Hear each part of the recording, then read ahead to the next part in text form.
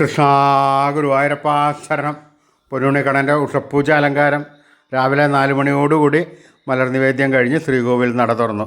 പൊന്നുണ്ണിക്കണ്ണൻ്റെ ശ്രീലകത്ത് പുഞ്ചിരി തൂകി നിൽക്കുകയാണ്. പൊന്നുണ്ണിക്കണ്ണൻ്റെ തിരുമുഖം ചന്ദനം ചാർത്തിയിട്ടുണ്ട്. നെറ്റിയിലൊരു സ്വർണ്ണഗോപിക്കുറി എണ്ണയിച്ചിട്ടുണ്ട്. ചെവിയിൽ ചെവിപ്പൂക്കൾ വെച്ചിട്ടുണ്ട്. മേൽക്കാതും കീഴ്ക്കാതും ഓരോ പൂക്കളാണ് വെച്ചിരിക്കുന്നത്.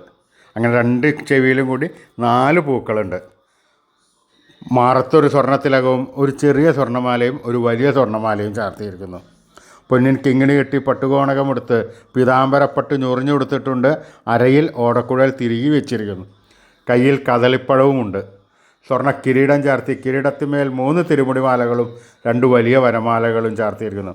അങ്ങനെ നമ്മുടെ സച്ചിദാനന്ദക്കട്ട പുഞ്ചിരി തൂക്കി നിൽക്കുകയാണ്.